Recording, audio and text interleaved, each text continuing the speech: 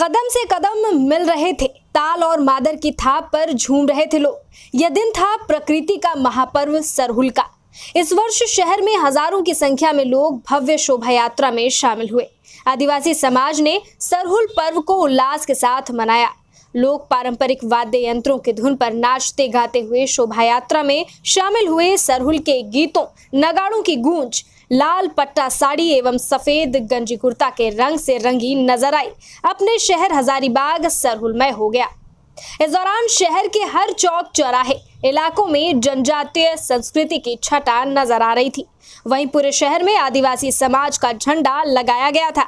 जैसे जैसे शाम ढलती गई, लोगों का उल्लास बढ़ता चला गया। पर्यावरण प्रेम की मिठास ने लोगों को बदलते मौसम में भी उनके उमंग व उल्लास को कम नहीं कर पाई।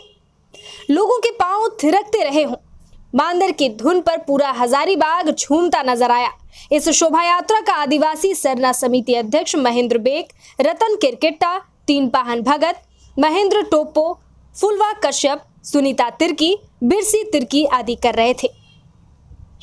इससे पहले वृक्ष की टहनी की पूजा अर्चना आदिवासी केंद्रीय सरना समिति की ओर से सरहुल यानी मिशन मैदान घुमकुड़िया में की गई। शोभा यात्रा में शहर से गांव तक अखरा से जुड़े आदिवासी समाज के युवक युवतियां पारंपरिक वेशभूषा में शामिल हुए थे। ढोल नगाड़े की थाप पर आदिवासी प्रकृति पर्व पर झूमते नाचते गाते पूरे शहर में शोभा यात्रा निकली। शोभा यात्रा में झांकी के माध्यम से अपने जनजातीय पहचान को दिखाने की कोशिश की गई थी, तो वहीं पारंपरिक हथियार व सामूहिकता को देखते हुए आदिवासियों की एकजुटता व शक्ति को प्रदर्शित किया जा रहा था। जुलूस में बच्चों के साथ बड़ों के भी उत्साह काफी देखने को मिले। वहीं कई सामाजिक संस्था एवं कई समाज के द्वारा जुलूस का स्वागत किया गया। एक और बात, इस चीज को लेकर पुजारी भविष्यवाणी भी करते हैं। जी हाँ, वही गांव के लोग बताते हैं कि इस सदियों से चली आ रही परंपरा को आदिवासी समाज धार्मिक नियम धर्म से निभाते आ रहे हैं। आदिवासी जंगलों से जुड़े होते हैं और प्रकृति से काफी नजदीक होते हैं। सरहुल के दिन से आदिवासी समाज कृषि का कार्य शुरू करते हैं। इस दिन से ही गेहूं की नई फसलों की कटाई का काम शुरू किया जाता है। इस दिन गांव के पुजारी, जिसे पाहन कहा जाता है, वो भविष्यवाणी करते हैं कि इस साल अकाल पड़ेगा या अच्छी बारिश होगी। परंपरा है कि पाहन मिट्टी के 3 बर्तन लेते हैं, फिर इन बर्तनों में ताज़ा पानी भर दिया जाता है। अगले दिन इन तीनों बर्तनों को बारी बारी से देखा जाता है। अगर पानी कम हो जाता है तो माना जाता है कि बारिश में कमी होगी, यानी कि अकाल की संभावना है।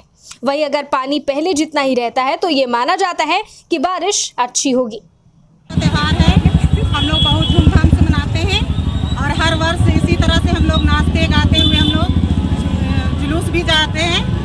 और आज क्या कुछ हो रहा है? आज हम लोग मिलजुल कर नाच गान के साथ जुलूस निकले हुए हैं और सब जुलूस में शामिल हुए। क्या नाम हुआ? रजनी तिर्की। हम लोग सरहुल इसलिए मनाते हैं क्योंकि हम लोग का आदिवासी का सरहुल ही नया साल होता है और इसमें हम लोग क्या कुछ होता है? इसमें हम लोग पेड़ पौधों को पूजा करते हैं, नया फल फूल चढ़ाते हैं और इसी के साथ हम लोग अपने अपने गांव से सभी लोग जुलूस झांकी के साथ निकालते हैं और हम लोग यहाँ पे सब शामिल होते हैं। देखिए, पारंपरिक गीतों पर जो है आम लोग नृत्य नजर आते हैं, ठीक है, मतलब कह सकते हैं कि आप जो स्थानीय नृत्य भी करते नजर आते हैं और जो है कई तरह की गीतों को भी गुनगुनाते हैं। उसके बारे में क्या कहेंगे?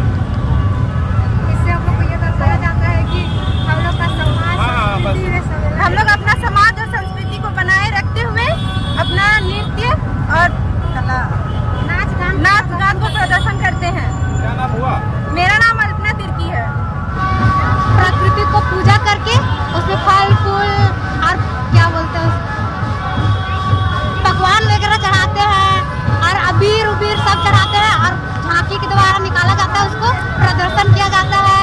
उसके साथ गीत महोत्सव मनाया जाता है, नाच गान होता है। लोगों को क्या संदेश देगी इस सरहुल त्योहार को लेकर? ताकि हम लोग का संस्कृति समाज को बचाए रखना है, इसीलिए सरहुल को इस तरह से प्रदर्शन किया जाता है झांकी के द्वारा।